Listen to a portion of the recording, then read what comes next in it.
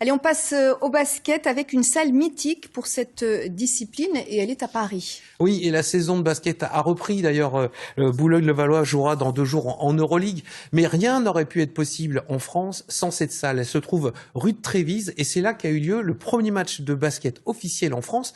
Allez, je vous propose une visite guidée. Les images sont signées Christian Mirabeau.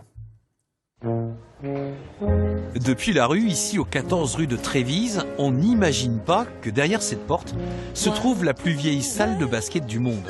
Bienvenue dans les locaux de la YMCA Paris. Ici se trouve un théâtre, des espaces dédiés à la culture et à la formation, mais aussi au sport. Dans cette salle, le 27 décembre 1893 a eu lieu le premier match de basket joué en Europe.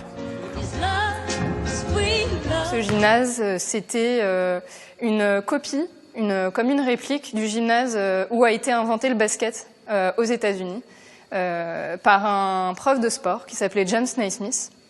Et son rôle, c'était de former les futurs profs de sport de tous les bâtiments YMCA dans le monde.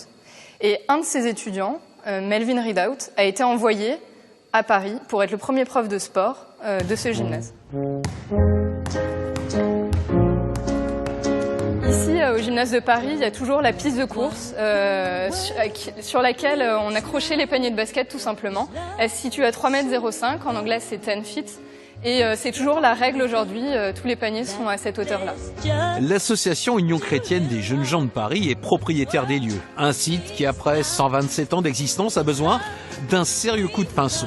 L'objectif est de créer des espaces pour des activités événementielles et de conserver la vocation culturelle et sociale de l'association. C'est une remise en lumière de la fonctionnalité qu'il a toujours eue, puisqu'en fait, ce qui est très caractéristique de ce lieu, c'est que ça fait 130 ans qu'il a ce type d'activité. Mais ça s'est un peu, on va dire, étouffé et c'est pas assez ouvert au public. Aujourd'hui, on a une fréquentation qui est importante, mais qui est limitée. Demain, avec la rénovation, la mise aux normes, l'exploitation de la totalité des surfaces, on va pouvoir accueillir en permanence dans cette maison 700 personnes. Exposition, location, animation, ces activités vont générer des revenus. Mais ce ne sera pas suffisant pour financer la rénovation. 3500 à 4000 m² à restaurer. Et pour ça, on va faire appel à différentes des dons, à la fois des dons publics, des dons privés, des mécènes, le monde du sport, et l'ensemble pourra essayer d'avoir comme objectif de réhabiliter l'ensemble des 3500 m² pour les Jeux Olympiques de 2024. Une date symbolique, car ce lieu, après 1924, connaîtra 2 Olympiades à Paris.